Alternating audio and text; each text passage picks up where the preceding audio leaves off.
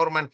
Pero antes de saludarte, querido Jaime Hernández, corresponsal de guerra, corresponsal mexicano en el extranjero por décadas, autor, fundador y conductor de su espacio en YouTube No Apto para Cínicos, gran amigo de Sin Censura, el maestro Norman Pearl, que también encabeza el esfuerzo que tienen de lunes a viernes de 7 a 9 de la noche, todos los días en Norman Pearl TV. Antes de escuchar sus comentarios, me llama la atención que ya inició la campaña de Salinas Pliego y de sus mascotitas, con mucho respeto, de sus achichincles. Se andan entrevistando entre ellos, con mucho respeto, lo digo. La periodista que formaba parte del equipo de Ventaneando, de Patti Chapoy, ahora convertida en gran analista política, Mónica Garza, entrevista a un gran personaje.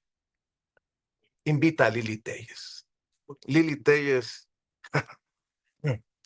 que desde el Senado de la República defiende los intereses de Ricardo Salinas Pliego. Entre ellos, pues, yo preguntaría si van a hacer algún análisis importante sobre la deuda fiscal que tiene Salinas Pliego ahora que salieron en la foto Sarmiento, Leonardo Curcio, María Amparo Casar, Pérez Gay, Javier Alatorre, todos estos personajes. Esta señora conocida en el bajo mundo de las redes sociales como Lady Chanel, que también se está muy sonriente en la foto. En fin, entre ellos van a ir queriendo, creo yo, tejer la narrativa. No hay que permitírselos, esa es mi opinión, pero vea y escuche parte de lo que dice la señora senadora Lili Téllez. Yo vivo... ¿Vives con miedo? Me lo aguanto. Yo me lo aguanto. Tengo una alta responsabilidad que cumplir. Y bueno, pues a veces sí hay miedo, pero me lo aguanto y hay que seguir adelante porque lo que está pasando en nuestro país requiere que tengamos valentía y entereza. Entonces tomo medidas de seguridad, vivo bajo las puertas de mi... Eso te iba a preguntar. ¿Es verdad que en tu casa las puertas están blindadas? Sí, es verdad. Es verdad. Es muy delicada mi situación. Es muy delicado enfrentar al régimen, a un régimen mafiocrático. Y ya para qué, no me voy a desviar en la entrevista a hablar de las pruebas que están saliendo, de lo que yo he estado insistentemente denunciando desde hace años, que Morena es una mafiocracia. El escándalo de la Marina es peor que una película sobre mafias. Lo que estamos viendo es gravísimo.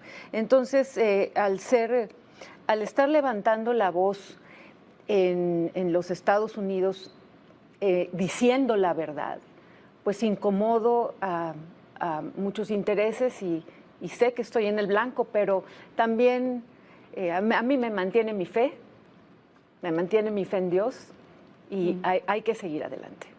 El PAN, como el PRI, como todos los partidos políticos, en este momento el Verde, el PT, Morena, ni se diga, sufren de divisiones internas.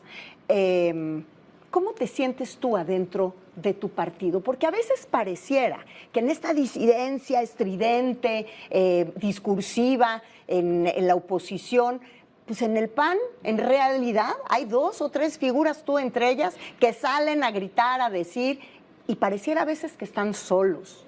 ¿Te has sentido sola dentro de tu partido?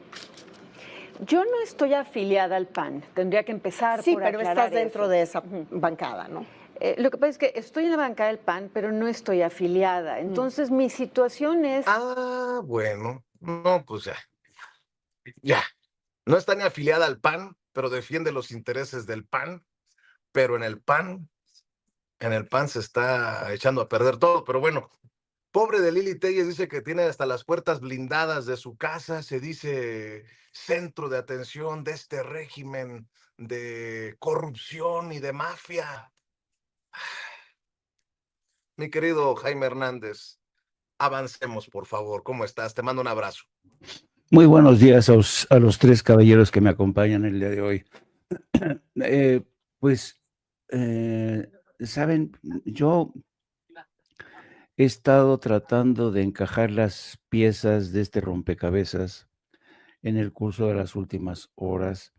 Y claro, la primera tentación es, este rompecabezas, ¿cómo se arma? Se trata de un desvarío. Estamos ante el desvarío de Ricardo Salinas Pliego, de Lili Téllez, incluso también de Alito Bandito, porque Alito Moreno, aunque diga él que no es un traidor, se ha ido a Estados Unidos. Incluso se ha hecho entrevistar por la misma periodista Rachel Duffy de la cadena Fox, que es amiguísima de Lili Téllez. Lo interesante del caso es que este rompecabezas, si uno lo mira con mayor detenimiento, es muy interesante. Fíjense, Rachel Duffy, la mujer que le ha dado voz a Lili Téllez en la cadena Fox, es esposa del secretario de Transporte de Estados Unidos, Swan Duffy. ¿Por qué digo que es interesante? Apenas ayer, el secretario de Transporte de Estados Unidos, Swan Duffy, que es el esposo de Rachel Duffy, anunció que el Departamento de Transporte de Estados Unidos daba por terminada la aprobación del acuerdo de empresa conjunta entre Delta y Aeroméxico. Es decir, retiró la inmunidad antimonopolio y dijo que esta empresa conjunta entre Aeroméxico y Delta, ya ven que comparten vuelos y rutas, debe disolverse antes del 1 de enero de 2026. Y dijo lo siguiente: México no ha cumplido con el acuerdo bilateral desde el 2022, cuando rescindió abruptamente los slots y obligó a aerolíneas estadounidenses de carga a reubicar sus operaciones en el Aeropuerto Internacional AIFA. México alegó que su objetivo era permitir la construcción de obras para aliviar la congestión en el Aeropuerto Internacional Benito Juárez, obras que aún no se han materializado 3 años después. Al restringir los slots y obligar a las operaciones de carga a trasladarse fuera de la Ciudad de México, México ha incumplido su promesa, ha perturbado el mercado y ha dejado a las empresas estadounidenses con las manos vacías por el aumento de costos millonarios. Así es que esta es una mentira, es un pretexto para romper este acuerdo entre Delta y Aeroméxico. Pero, ¿por qué es importante incluir esta pieza del rompecabezas en esta andanada de ataques que ahora incluyen a Ricardo Salinas, a personajes como Amparo Casar? ¿Quién lo iba a decir, no? Qué ironía del destino. Amparo Casar, que encabeza una organización que se supone lucha la corrupción, lucha contra el cohecho, y la coerción y sobre todo la extorsión, porque grosso modo lo que está haciendo Ricardo Salinas es tratar de convertirse no solamente en víctima, está tratando de extorsionar al Estado de México. Válgame, ustedes imagínense si ustedes, este ladronzuelo que se encumbró al poder, que es una criatura del capitalismo neoliberal, que hizo su fortuna gracias a precisamente a las alianzas políticas que se fraguaron durante el neoliberalismo, va a ser el extorsionador mayor de la 4T. Válgame, por eso a veces tengo la tentación de pensar que esto es un desvarío, si no fuera por el contexto que tenemos actualmente. Yo prefiero ver las cosas en un contexto más amplio. Desde que se designó, que desde mi punto de vista fue una grosería, a Ronald Johnson como embajador de Estados Unidos en México, hay que recordar que Ronald Johnson es un exoperador de la CIA que hizo su trabajo muy bien en esa época en la que el interés de Estados Unidos era alentar golpes de Estado en Centroamérica y sofocar movimientos insurgentes que para deshacerse de autócratas que asfixiaban a los pueblos. Entonces, Ronald Johnson es un experto en desestabilización, es un experto en operaciones para derrocar gobiernos. Pongamos esa pieza en otro lado.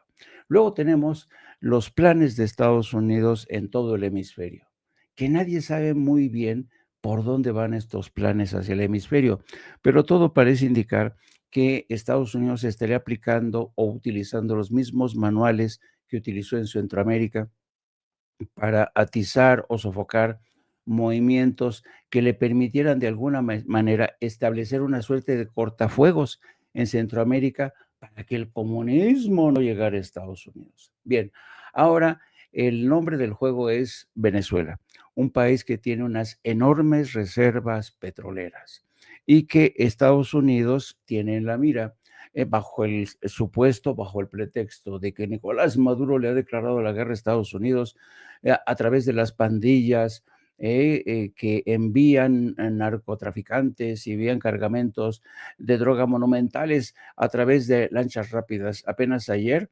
vimos cómo la administración Trump presumía la destrucción de una tercera lancha rápida. No se especifica la carga, no se dice la identidad, solamente se señala que eran narcotraficantes, como siempre, que estaban a punto de entrar a Estados Unidos para dañar la salud de millones de estadounidenses.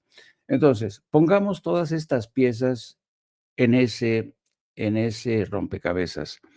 Para mí está claro, yo creo que Donald Trump y sus operarios están conscientes, primero, de que Nicolás Maduro no puede disponer de una riqueza petrolera que le da estabilidad, podría darle estabilidad económica y lo que es más, lo convierte en un aliado bastante atractivo de China y de Rusia.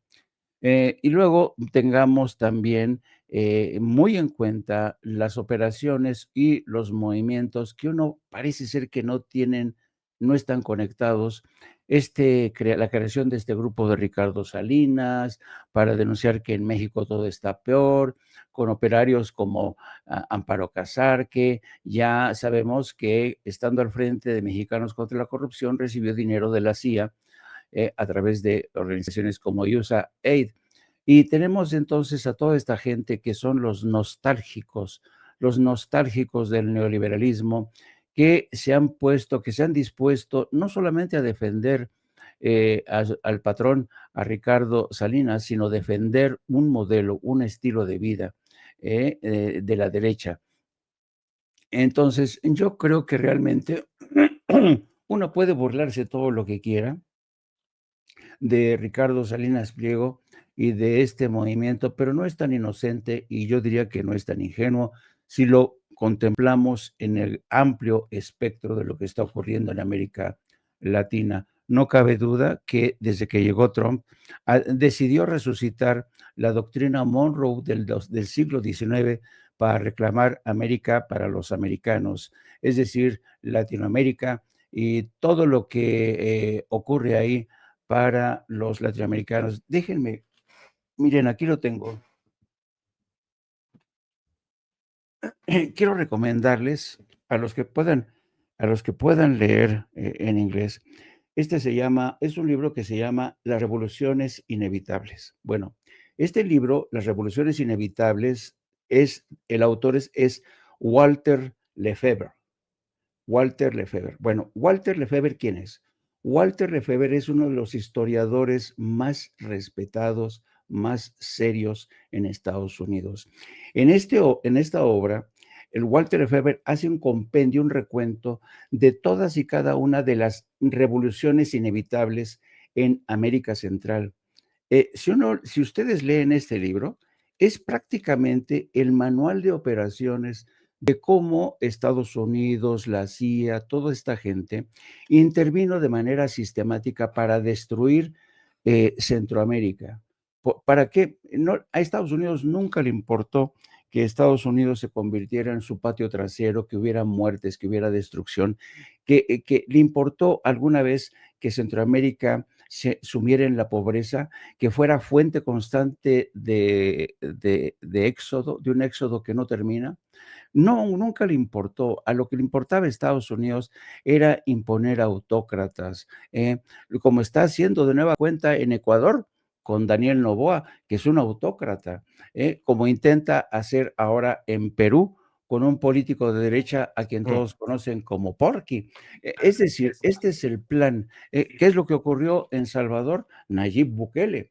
A Estados Unidos lo único que le interesa es tener autócratas que se beneficien a sí mismos y que le permitan beneficiarse a ellos de un control desde Washington. Así es que parece mentira, por eso es importante conocer la historia. ¿Se acuerdan lo que decía Andrés Manuel López Obrador?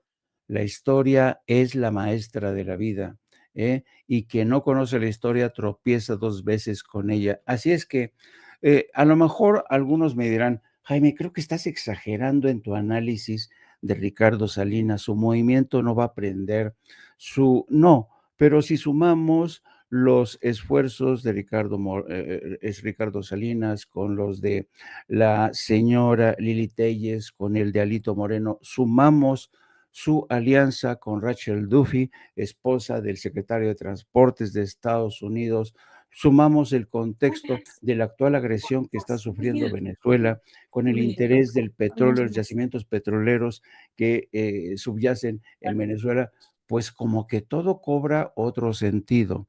Yo creo que cuando uno es consciente de lo que ha ocurrido a lo largo de la historia, por eso es importante conocerla, ¿no? Insisto, no se lo van a perder, ¿eh? Es un gran libro.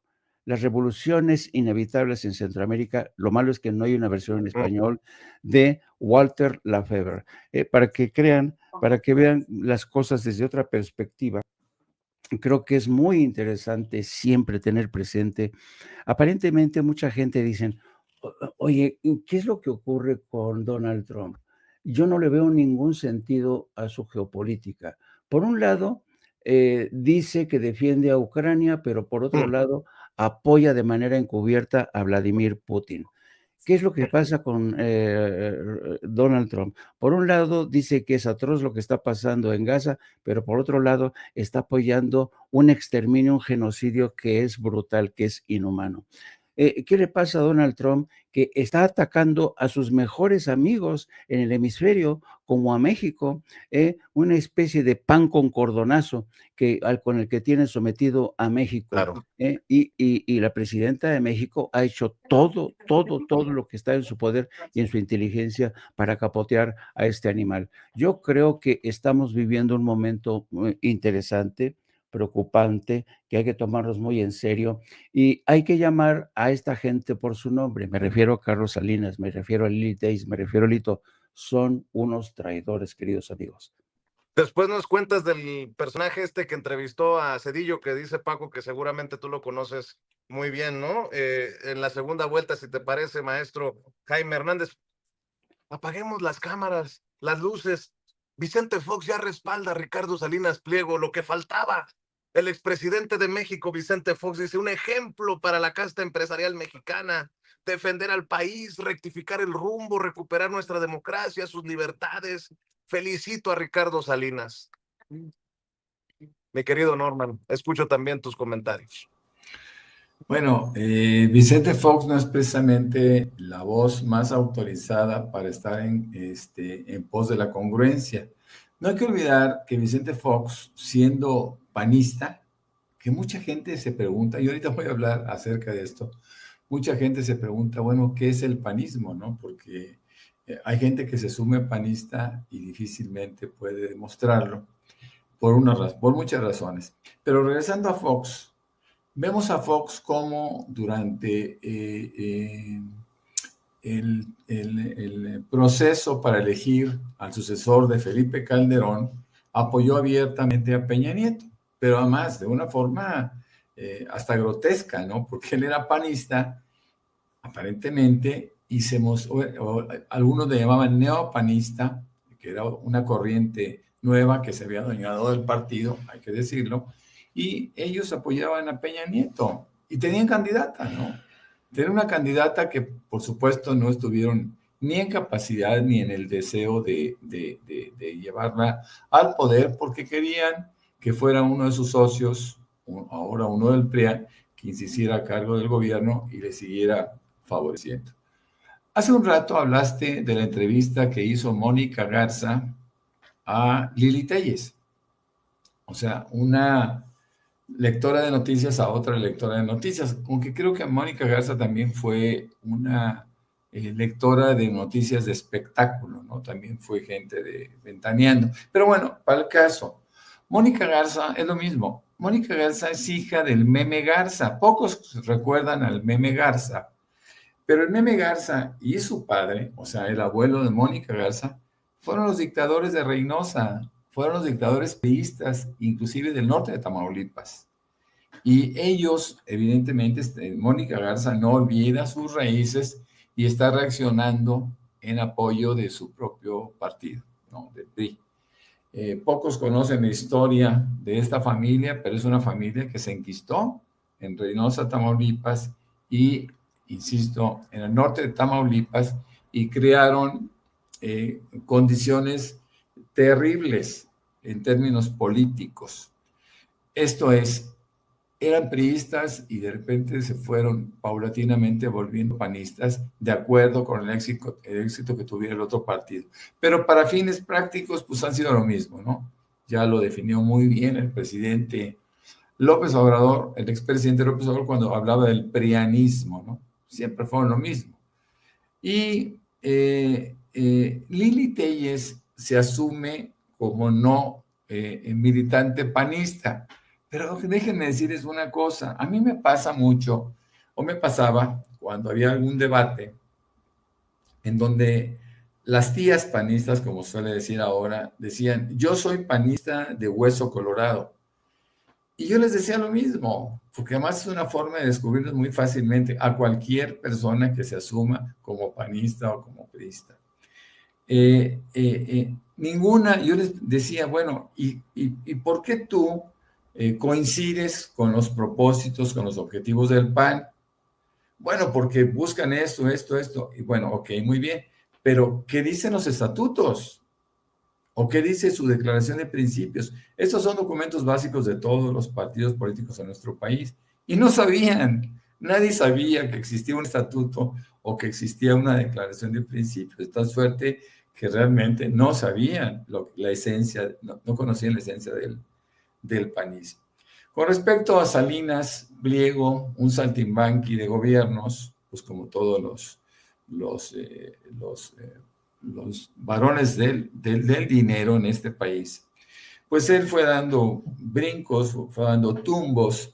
Primero, pues obviamente muy cercano al priismo de Carlos Salinas de Gortari, quien le regala en una subasta amañada, quien le regala Imevisión, que después sería TV Azteca, que roba un canal, que roba el canal 40 a base de un golpe militar o paramilitar o policial, y que ahora pretende crear un movimiento que él llama anticrimen y anticorrupción.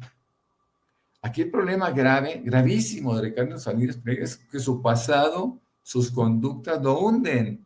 ¿Quién le va a creer a una persona con estas características, ¿no? ¿Quién va a pensar en que el mayor deudor de impuestos de este país, que esto es un acto criminal, dirían en Estados Unidos, por lo menos un delito en México? ¿Quién le va a creer a un delincuente que quiere hacer cambios dramáticos que beneficien al país? ¿Quién lo va a hacer? ¿Quién le va a creer a un tipo que teóricamente compra la televisora con un préstamo de $30 millones que le da Raúl Salinas, hermano del que le vende el canal, que es Carlos Salinas de Gortari? ¿Quién le va a creer? ¿Quién le va a creer, por ejemplo, a sus corifeos? ¿Quién le va a creer a sus incondicionales, como a La Torre, como Martín, como toda esa Pati Chapoy, etcétera? ¿Quién les va a creer algo?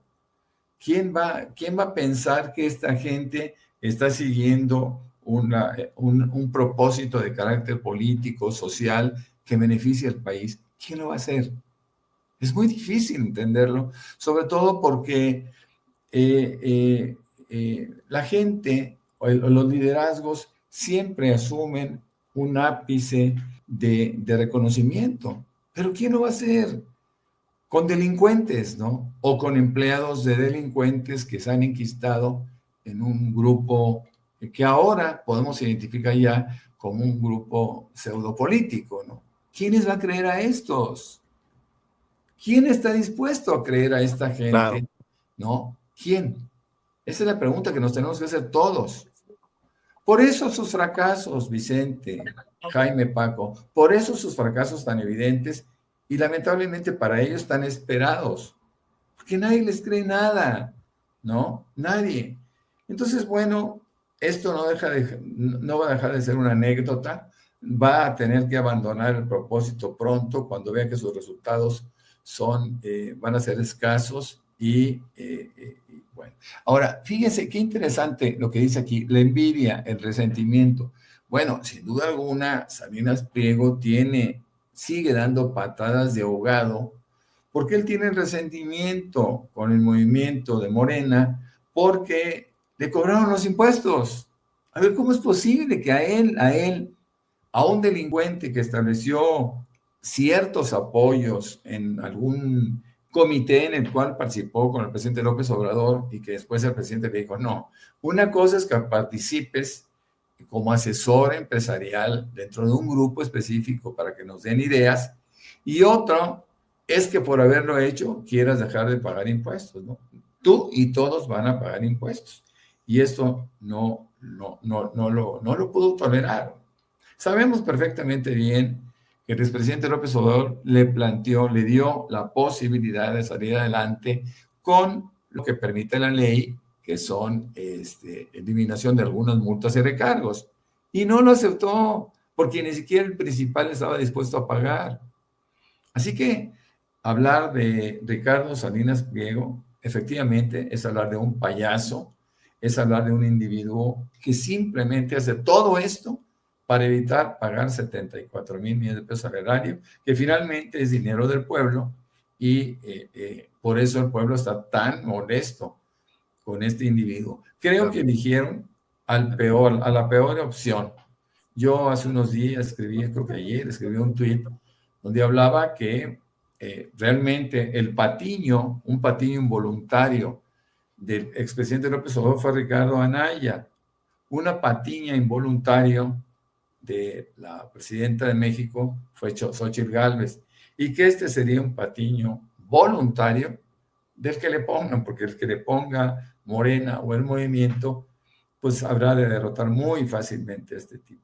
Deberían de pensar en personajes más serios, con mayor credibilidad, mi querido Vicente, porque perdió todo, hasta los 74,000 millones de pesos.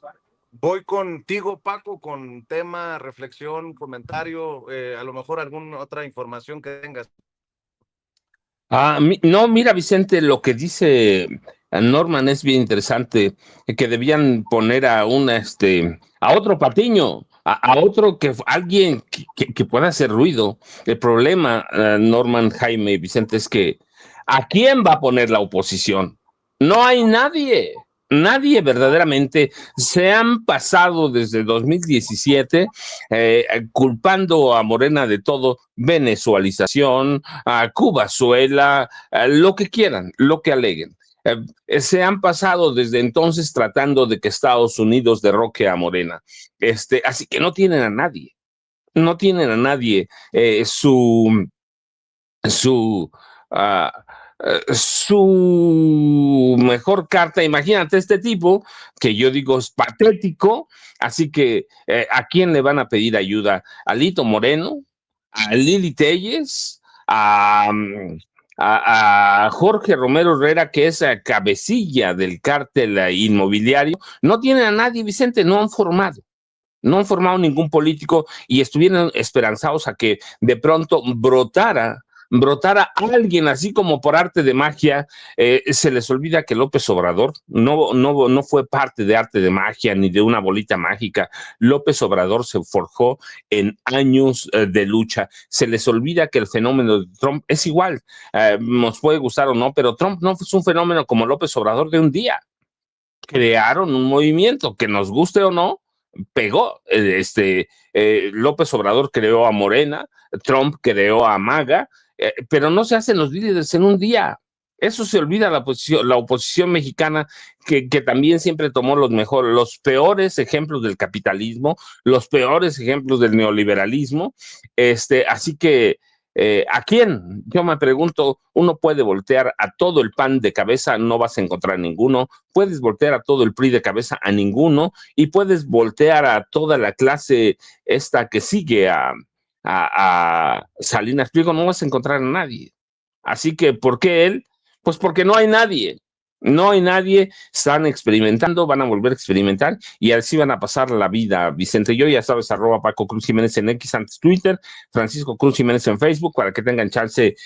Jaime y Norman, todavía nos queda un pedacito mientras empieza la mañanera. Creo que Vicente ya salió, pero teníamos un tema pendiente con Jaime Hernández y yo lo he escuchado, lo sé, porque él platica de Juan Luis Cebrián, este tipo que fue franquista, en realidad, pro dictadura, se mete entre la izquierda de España, se aprovecha de ella, pero es muy amigo de presidentes mexicanos, o expresidentes mexicanos como Peña, que le dio más de $1,000 millones en contratos, por lo menos, $200 millones para apuntalar el país, pero y ahora reunido con Cedillo, Jaime Hernández. Sí, fíjense que es fascinante contemplar la historia de Juan Luis Cebrián, que trae aparejada otro tipo de historias. Juan Luis Cebrián efectivamente es un personaje del franquismo y del tardofranquismo. Fue un personaje que se convirtió en un aliado de Jesús de Polanco, que se convertiría con el tiempo en el dueño del grupo editorial Santillana, del grupo Prisa y del País. Bueno, Jesús de Polanco llegó a convertirse en uno de los hombres más ricos y más poderosos de España bajo la presidencia, bajo la jefatura de gobierno de Felipe González. Fue el gran negociador y junto con él, Juan Luis Cebrián fue el gran operador del grupo Prisa para sacarle contratos al gobierno de México.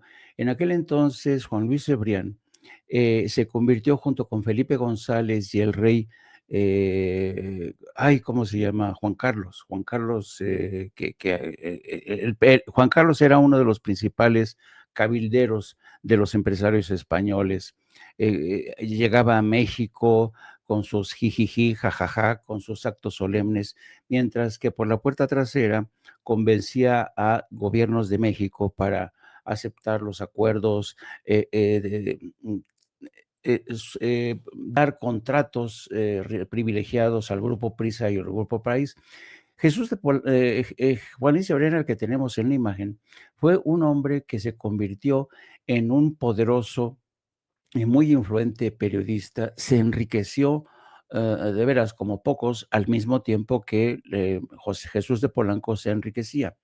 El problema con Juan Luis Cebrián, que fue un hombre siempre muy codicioso, muy ambicioso. Juan Luis Cebrián forma parte de una etapa en la que Prisa, el grupo Santillana y el País se lanzan a la conquista de las Américas, como dicen los españoles.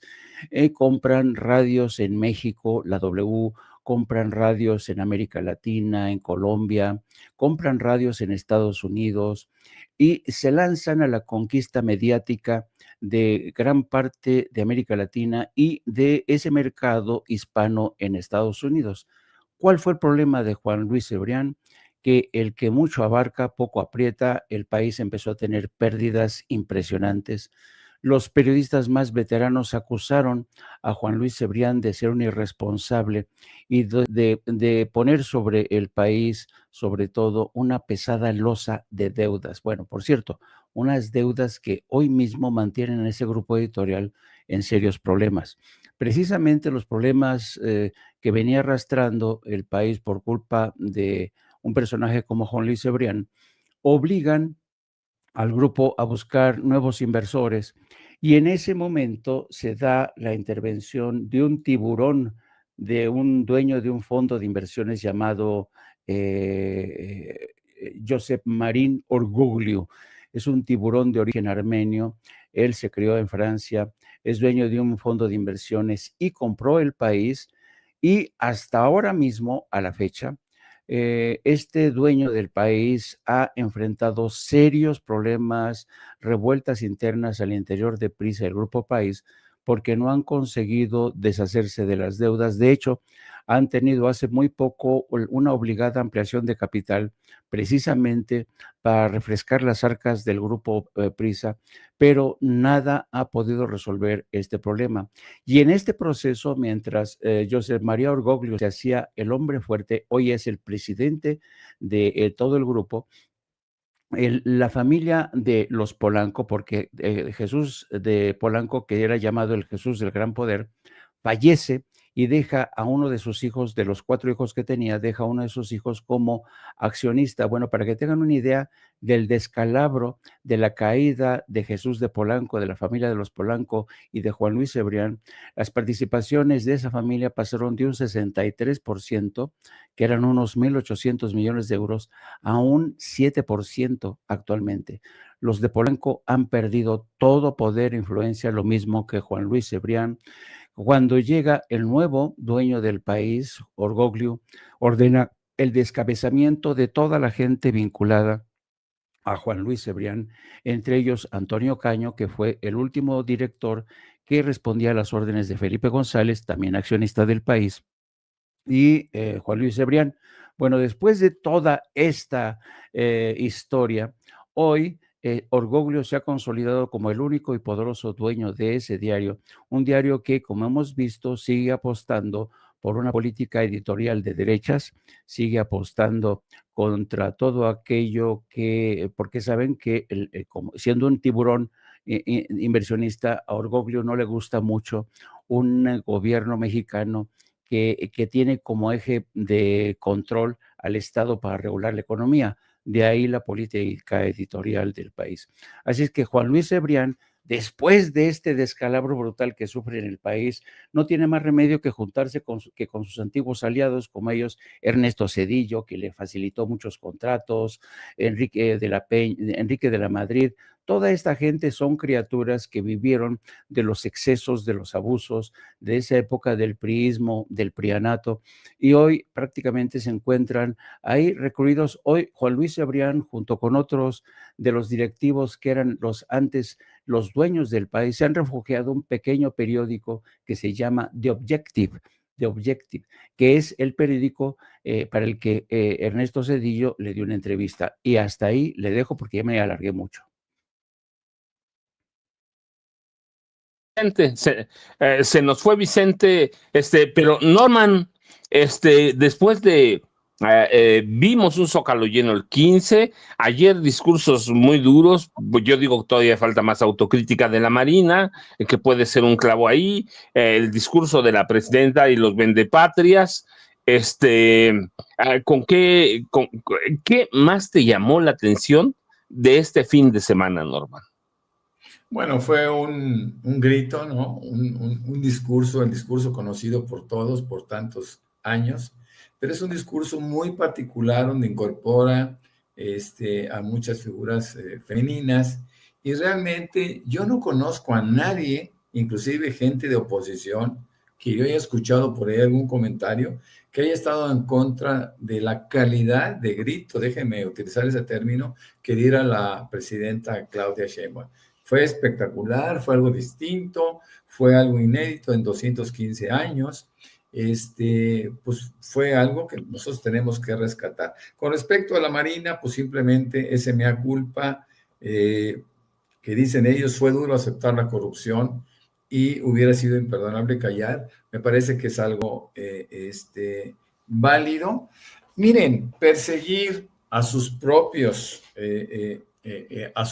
integrantes, perseguir el gobierno de Morena, a Hernández Bermúdez Requena, y llevarlos a la cárcel o detenerlos o por lo menos iniciar procesos, eso habla muy bien de un gobierno. Créanme que esto le está dando la vuelta al propósito de la oposición cuando pretende hacernos saber que hay complicidades. No hay complicidades. Sin embargo, las complicidades sí las vimos siempre con Felipe Calderón defendiendo a García Luna y defendiéndose a sí mismo. Así que bueno, pues queda muy claro que hay comportamientos muy distintos. La presidenta ha dicho que esto va a llegar y llegará todo, tope donde tope, y que no habrá nadie que esté por encima de la ley. Así que nos queda muy, muy claro que tenemos un gobierno comprometido con la legalidad y que combate realmente la corrupción. Yo me siento muy cómodo, me siento contento. Fue un gran fin de semana en muchos sentidos y bueno, y espero que todo el mundo se lo haya pasado muy contento y hayan comido muchos antojitos mexicanos, que para eso nos pintamos solos. Tenemos muchísimos y en cada región se crean tantas y tantas cosas maravillosas. Así que bueno, pues a mí me encuentran como Norman F. Pearl en X y también en Facebook. También tengo ahí un par de cuentas. Y por supuesto, de 7 a 9 de la noche, en el programa que se llama De 7 a 9 de la noche con Norman Pearl, pero basta con que busquen normanpearl.tv y nos verán los tres individuos que estamos ahorita aquí frente a su pantalla, con el gusto, con el placer y con el entusiasmo de siempre. Muchas, muchas gracias y nos vemos más tarde. Por supuesto, antes los programas de los maestros, como No Apto para Cínicos a las 2 de la tarde, que es un programa maravilloso, extraordinario, lleno de conocimiento, lleno de sabiduría, y a las 5 de la tarde, por supuesto, de la videocharla de mi maestro Paco Hernández. Muchas gracias, que pasen un buen día todos y nos vemos más tarde. ¿Qué les parece si yo dejo ahí un temita que podemos ver al rato? Francesca Albanese, que es relatora de la ONU para Palestina, dio a conocer este fin de semana y el lunes mismo que hay evidencias de que hay más de 680,000 muertos en este genocidio allá en la franja de Gaza. Les tiro ese temita. Jaime, ¿con qué vas a cerrar? ¿Con qué nos quedamos? Ya sabemos que al rato, además debo agradecerle que ayer habló de mí en No Apto para Cínicos. Muchas gracias, Jaime, por hacerme todavía más famoso, pero pero además habló cuando estaba hablando de mi cuate Robert Redford. Sí, que no es cualquier cosa. No es cualquier cosa, así que Jaime, ¿a dónde te buscamos y con qué nos dejas después de todo lo que platicamos esta mañana? Es que honor a quien honor merece. Estaba yo transmitiendo y me preguntaron algunos que quién era más guapo, si el maestro Paco Cruz o Robert Redford. Yo, sin duda alguna, el maestro Paco Cruz. Y muchísimas personas que estaban siguiendo el programa coincidieron. No hay mayor guapura que la del maestro Francisco Cruz. Así es que la verdad siempre por delante, queridos amigos. A mí me da mucha envidia la guapura del maestro Paco Cruz, pero ¿qué quieren cuando lo intentan comparar con Robert Redford? Pues imagínense, ¿no? En fin. Bueno, amigos, pues ya saben, los espero a las 14 horas, vamos a hablar de estos temas. Y me pueden seguir también a través de mis redes sociales en @Jaime1 y después a las 19 horas con el maestrazo Norman Pearl y el querido Paco Cruz. Ahí los vemos los tres y pórtense bien y si se portan mal, inviten. Sí, bueno, yo los dejo que se vayan. Estamos a unos minutos de empezar o de ver la mañanera. Así que pásenla bien, nos vemos a la noche. Yo me quedo con ustedes un par de minutos mientras aparece la presidenta Claudia Sheinbaum Pardo. Pero buenos días, Jaime, buenos días, Norman, buenos días a todos.